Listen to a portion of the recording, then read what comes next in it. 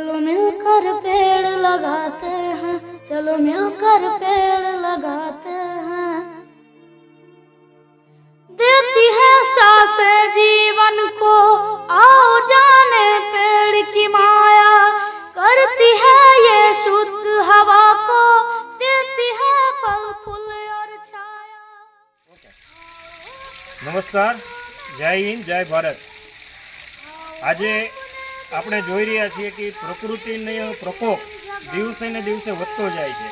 જ્યારે Bombay Shri Sai live educate private limited વિચાર આવ્યો, એમના જે ઓનર છે નિકુંજભાઈ શાહ, એમને વિચાર આવ્યો કે જ્યારે પ્રકૃતિ આટલો પ્રકોપ કરી રહી છે એનું કારણ શું? તો આપણે બધા પણ જાણીએ છીએ કે સંશોધન કરતાં ખબર પડી કે વૃક્ષો કપાઈ રહ્યા છે, તડકો વધી રહ્યો છે, ઓઝોન વાયુમાં છેદ પડ્યું છે, એને કારણે દિવસે ને દિવસે તડકો વધી રહ્યો છે। હાલના સમાચાર જોતા થોડા દિવસ પહેલાં ખબર પડી કે દિલ્હીમાં 52 થી 54 ડિગ્રી તાપમાન હતું। અને અત્યારની લાઈવ વાત કરું તો અઠવાડિયા પહેલાં જે મારી નજર સામે જે કિસ્સા 2-3 બનેલા એની વાત કરું કે આપણા સિહોરમાં જ તે ગામડેથી આવેલું એક માણસ આપણા જે હાઈવે રોડ ગર્લ્સ સ્કૂલ પાસે ચાલતા ચાલતા તડકા લાગવાથી પડી ગયું અને તાત્કાલિક 108માં એને એમ્બ્યુલન્સમાં ભાવનગર લઈ જવામાં આવ્યા। એ પહેલાં 2 દિવસ પહેલાં હું જ્યારે બોમ્બે જતો હતો, ગેબી ટ્રાવેલ્સવાળા શૈલેષભાઈ આ સામે છે, એમની પાસેથી ટિકિટ લીધેલી। બસમાં તડકાને કારણે એસી ઓછું હતું તો એક ભાઈ છે એને ત્યાં ને ત્યાં જ પડી ગયા અને બેભાન થઈ ગયા। ત્યાં 108 રસ્તામાં સુરતમાં બોલાવીને હોસ્પિટલમાં લઈ ગયા અને હોસ્પિટલમાં 1 કલાકથી પછી પાછા આવ્યા ત્યારે બસ ત્યાંથી ઉપડી। કહેવાનો મતલબ કે તડકાનું કારણ શું છે? તો કે આપણે દિવસે ને દિવસે વૃક્ષો કપાઈ રહ્યા છે, જંગલો ખાલી થઈ ગયા છે। તો એમને વિચાર આવ્યો, Sai live educate private limited, એણે એક લક્ષ્ય લીધું છે કે આખા ભારતમાં મારે 1 કરોડ વૃક્ષ વાવવા છે અને જેની શરૂઆત એણે આપણા સિહોરથી કરી છે અને સિહોરમાં આપણને લક્ષ્ય આપ્યું છે કે 1000 વૃક્ષ વાવો, જેની શરૂઆત આપણે આજે પર્યાવરણ દિવસ નિમિત્ત અહીંયા સિહોર રામદેવ પીર મંદિર સુખનાથની તળેટીમાંથી કરી રહ્યા છીએ, જેમાં આપણને સહયોગ મળ્યો છે કાનૂની તાલુકા સેવા સમિતિ પવારભાઈ અને અહીંયાના જે બટુકભાઈ રામદેવ પીરના મંડળના સેવકો છે, એમાં બટુકભાઈ અને મારી સાથે જે આ આખા સિહોરમાં સર્ચ કરવા માટે કે ક્યાં કેટલા વૃક્ષ આવશે, શું છે ને જે સહયોગ મળ્યો છે એ છે રોજ સવારે પોતાનો સમય કાઢીને અડધો-પોણો કલાક જે હમણાં મહિનો દિવસથી ફરી રહ્યા છીએ, તો એ સંશોધન કરવામાં શૈલેષભાઈ ગેબી ટ્રાવેલ્સ એમનો પૂરો સહયોગ છે અને હજી પણ એ મારી કરતાં એ વધારે ટાઈમ આપે છે એમ કહીએ તો ચાલશે, કેમ કે હજી પણ અમારું લક્ષ્ય હજી અમારે 500 સુધી પહોંચ્યા છે, હજી 500 ઝાડ ક્યાં વાવવા એ વિચારવાનું છે।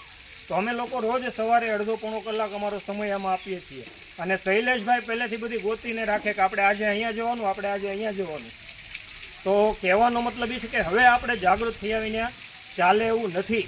આપણા સિહોર જેને છોટા કાશી કહેવાય છે, તો છોટા કાશીનું તો આજે એમ કહીએ કે નામ કાફી હતું, પણ અત્યારે તો નામ માત્રનું છોટા કાશી છે।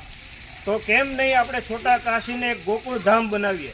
કેમ નહીં જે પેલા સિંહપુર અને સારસ્વતપુર હતું એવું ફરીવાર બનાવીએ? એટલે આપણે એટલો જ વિનંતી છે કે આજ અહીંયા નાના બાળકો અમારી સામે ઊભા છે, હે ને, આ બાળકોને રોજના કેટલા પૈસા વાપરવા આપતા હશે તમારા મમ્મી પપ્પા? ભાગ ખાવાના કેટલા પૈસા આપે? કેટલા આપે? બોલો કેટલા આપે? બોલો 10 રૂપિયા, 15 રૂપિયા, કેટલા આપે? 10 રૂપિયા।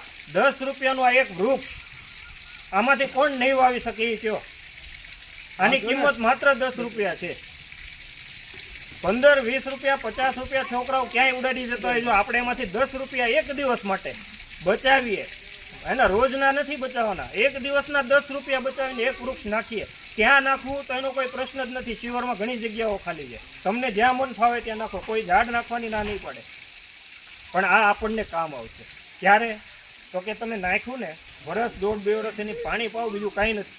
એક દિવસ શંકરને લોટો ચડાવવા મારામાં મને એવું લાગે છે કે આમાંથી અડધા લોકો તો જતા જશે રોજ, એમાંથી એક લોટો ઝાડને પાણી પીવડાવી દઈએ અને એ પણ આપણા નાખેલા એક ઝાડને, તો હવે પોતાના ઝાડને એક લોટો પાણી પીવડાવે તો વરસ-2 વર્ષમાં કેમ નહીં તૈયાર થાય? પછી કોઈ ધ્યાન રાખવાની જરૂર નથી।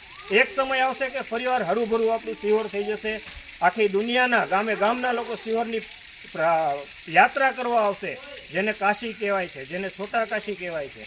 તો આપ સૌથી જ વિનંતી છે કે આ કાર્યમાં એને તમારીથી જેટલો બને એટલો સહયોગ કરો, વધારે નહીં તો એક દિવસનું એક વૃક્ષ વાવો। આજ પ્રકૃતિનું આ જરૂરત છે, આપણને જ કામમાં આવવાનું છે। આજે 20,000, 25,000, 33,000, 30,000નું એસી આપણે નખાવી દઈએ છીએ એના વિના સંકોચ. કારણ શું કામ જરૂર પડી એસીની? કારણ કે તડકો લાગે. શું કામ લાગે છે? ઝાડવા નથી હે ને. આપણે 33,000 નથી ખર્ચવાના. 30 રૂપિયાનું એક ઝાડ 2 વર્ષ પછી એ જ આપણને છાંયો આપશે, ઓક્સિજન આપશે, એસીની જરૂર નહીં પડે.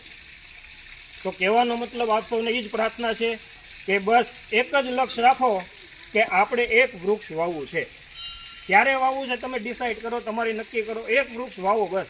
દિવસ નક્કી નહીં કરવાનો. પ્રકૃતિ આજે છે, પર્યાવરણ દિવસ આજે છે તો આજે જ વાવવું જરૂરી નથી, વર્ષમાં ક્યારે પણ વાવો, પણ એક વૃક્ષ વાવો. અચ્છા, આભાર સૌનો. નમસ્કાર. ફરીવાર એકવાર સૌનો ખૂબ ખૂબ ધન્યવાદ અમારા અમને સહયોગ આપવા બદલ. જય હિન્દ, જય ભારત. प्रकृति हमसे रूठ गई, प्रकृति हमसे मिलकर चलो मनाते हैं, चलो मिलकर पेड़ लगाते हैं, चलो मिलकर पेड़ लगाते हैं, चलो मिलकर पेड़ लगाते